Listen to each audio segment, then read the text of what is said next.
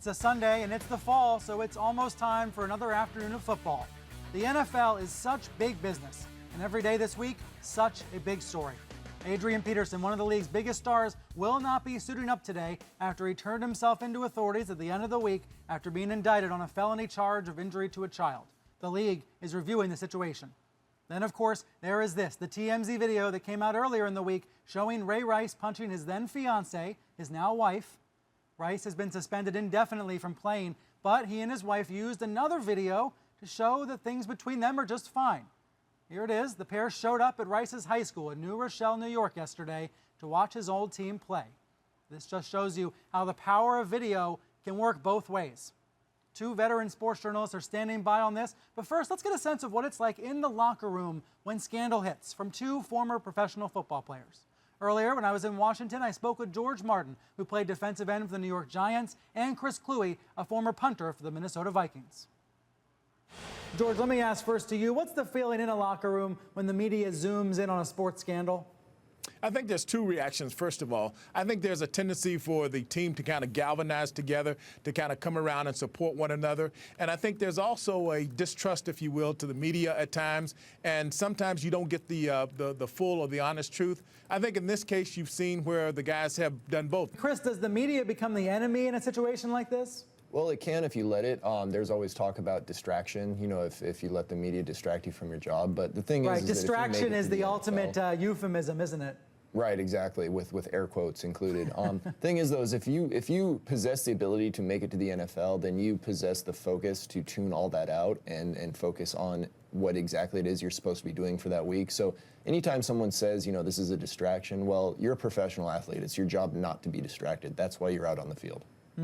What did you make of Janae Rice's comments this week, effectively blaming the media for putting her through this? I mean, when I read her comments, that got me thinking about the media as the enemy in this case. How did you react to that, Chris? I think it's unfortunate, this situation as a whole, the fact that it has become so public, especially for Janae Rice, because she is the victim here. And it's unfortunate that everyone has to see this video happen over and over again. But at the same time, this is a very important issue that the NFL and society at large needs to address.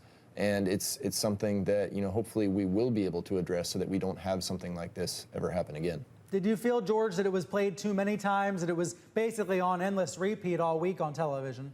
I couldn't agree more with Chris. I think that, number one, Ray's wife had to endure this indignity publicly initially, where she was literally victimized, and now she's having to relive that over and over again, quite figuratively, and it can't be a welcoming experience for either one of them. But in the aftermath of all this, now she has to endure the fact that her husband is no longer employed. So in a real sense of the word, she's been victimized not once, not twice, but 3 times. And then, of course, we see stupidity on television, like on Fox and Friends, when a host suggested the next time they take the stairs, comments like that just perpetuate the problems when it comes to how domestic violence is talked about and covered in the media. But this is not just about domestic violence. It's also about how the NFL acts when there are transgressions, when there are crimes.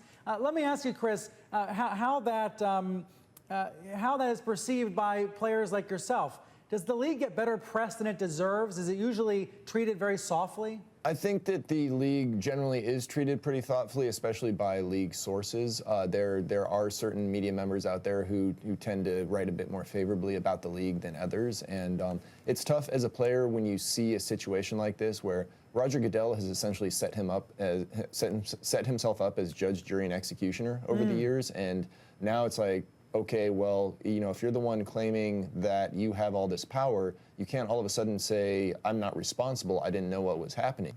And George, you used to head up the players' union during your playing days. What does the union tell players that are involved in a scandal or are not involved or on the sidelines? What does it tell them about how to handle the press? Well, first of all, I think that you have to look at things in two distinct situations. I think the narrative originally focused on Mrs. Ray Rice, Mrs. Rice, and what had happened to her, and obviously the penalty that was imposed upon Ray. Now it's shifted totally to the league, and rightly so, where it seems as if though there's a great deal of negligence going on. But I think the narrative should shift yet again. We've all expressed our outrage and our indignation. So what do we do going forward? How do we safeguard and keep this from happening again to other people like the Rices? And how does the league implement rules and regulations to prevent other players from going over the line? And I think you said it quite well at the initial outbreak that we all are talking about the two videos that exist, but what would happen if neither video existed? Would there be a reaction at all? That's where I think so many people come down on this issue. There was this emotional response to the video, but we knew what had happened for months, and that's why it's so perplexing, I think. Yeah, I agree with you. I mean, well, go ahead, Chris. Oh, no, I was going to say that just as human beings, we are very visual creatures. It's one thing to know in the abstract that, yeah, Ray Rice hit his wife, and we're like, oh, okay, that's bad. You shouldn't hit a woman. You shouldn't hit your wife. But then to actually see what happens, that gives you that visual imagery that now it's no longer an abstract. It's now a concrete reality of this is what has happened, and that tends to hit people a lot harder. Let me step away from Ray Rice for a moment and just think broadly about how the press and the sports leagues and individual athletes are treated. Does the media tend to believe the worst about athletes? Is there a fundamental tension or bias there? I think there is a tendency to over-sensationalize and over-dramatize the negative.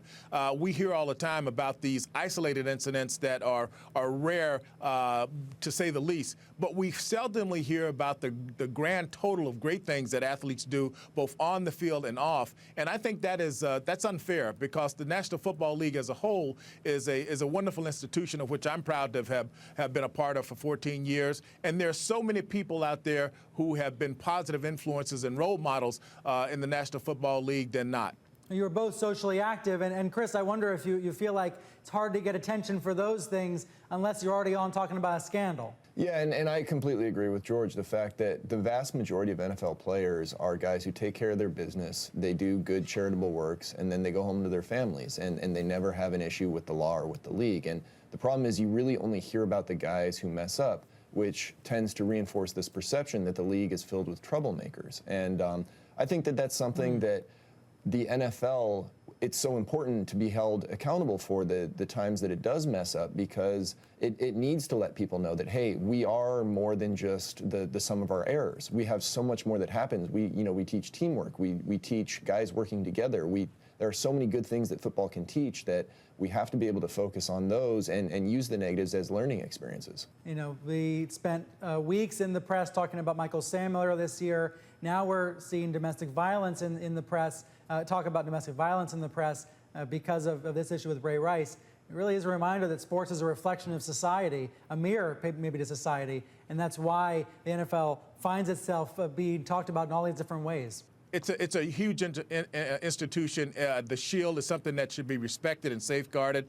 And I would like to see, just from my standpoint, more positivity being shown in the public eye as opposed to what we're talking about today.